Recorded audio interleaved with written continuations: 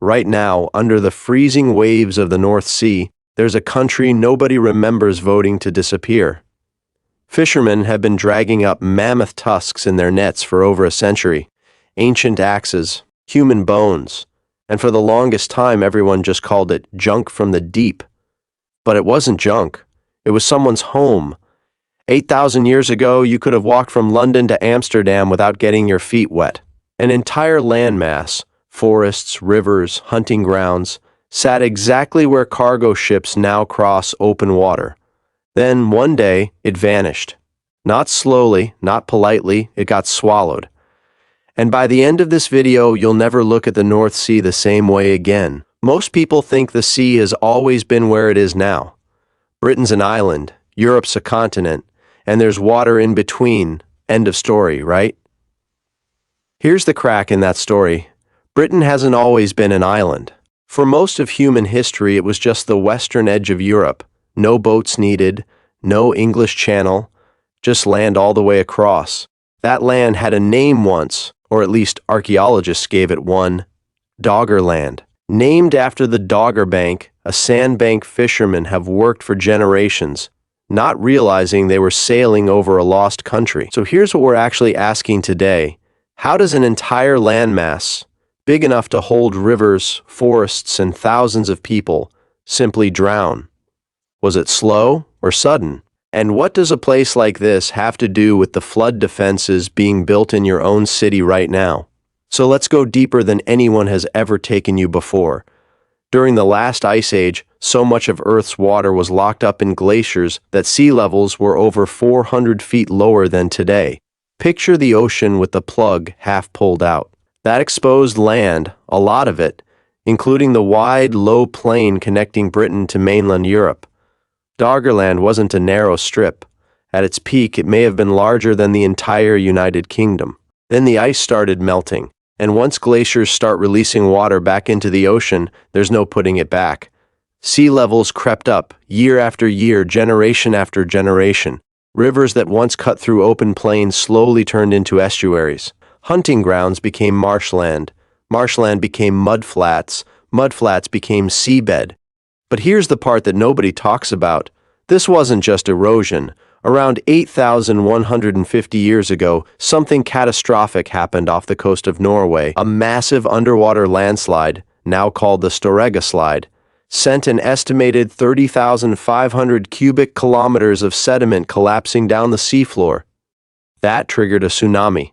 Not a local wave, a basin-wide tsunami that researchers believe reached heights of over 20 meters in parts of Scotland. Whatever was left of low-lying Doggerland at that point may have been hit hard enough to finish the job in hours, not centuries. Slow drowning, then one violent exclamation point. The surface truth most people get from a textbook: sea levels rose after the Ice Age, land flooded, end of chapter. The hidden reality engineers and coastal geologists actually study is far scarier. Doggerland wasn't just a passive victim of rising water. It was a real-time case study in how fast permanent land can stop being permanent. Modern coastal engineers building seawalls, levees, and storm barriers use Doggerland as a cautionary data set because it proves something uncomfortable. Gradual sea level rise plus one geological trigger event can erase land far faster than slow-motion flooding alone. Real-world case study, compare it to the Netherlands today. About a third of the country sits below sea level, protected by an enormous system of dikes, dams, and storm surge barriers. The delta works. Dutch engineers didn't build that system out of paranoia. They built it after the 1953 North Sea flood killed over 1,800 people in a single night when a storm surge overwhelmed defenses that everyone assumed were strong enough. Doggerland drowned over centuries with one violent tsunami at the end. The Netherlands nearly drowned in one night without a tsunami at all. The mind-blow moment, the same sea that swallowed an entire prehistoric nation, is still pushing against modern coastlines today, just slower, and held back by concrete instead of nothing. You've probably never thought about it, but the flood barriers protecting cities like London, Rotterdam, and New Orleans exist because of lessons buried, literally, in places like Doggerland. The Thames Barrier, which protects central London from storm surges, was built after engineers studied exactly this kind of slow rise plus sudden event risk. It's essentially a modern answer to a question the North Sea asked 8,000 years ago: what happens when land and rising water finally meet? And this isn't ancient history repeating in the past tense. It's an active blueprint. Coastal cities today are quietly redesigning infrastructure using the same core principle Doggerland teaches for free. Don't just plan for gradual change, plan for the one sudden event that erases decades of progress overnight. This same logic is why your city's storm drains are oversized just in case, why bridges get built with extra tsunami and flood tolerance in seismic zones, and why insurance companies obsess over sea level maps that update every year. And this is just the beginning of how deep this goes. Now here's something most people never connect to this topic. Doggerland isn't unique. It's one of dozens of lost lands scattered across the planet. Sundaland in Southeast Asia, Beringia between Siberia and Alaska, Zealandia beneath the Pacific. Each one tells the same story.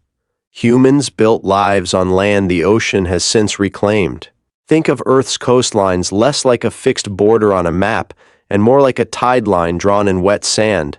It looks permanent for a while, but the water was always going to come back for it eventually.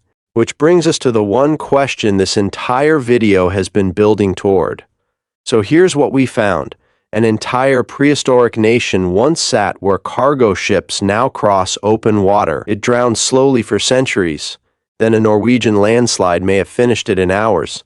And the engineering lessons from that ancient collapse are baked into the flood defenses protecting your city right now. The big takeaway: the coastline you think is permanent is just the ocean's current mood.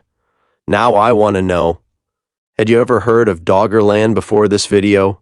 Drop it in the comments. In our next video, we're heading somewhere even most engineers haven't thought about: the hidden reasons skyscrapers are designed to sway on purpose, and why that's the whole point. This has been Logivra. The logic was always there.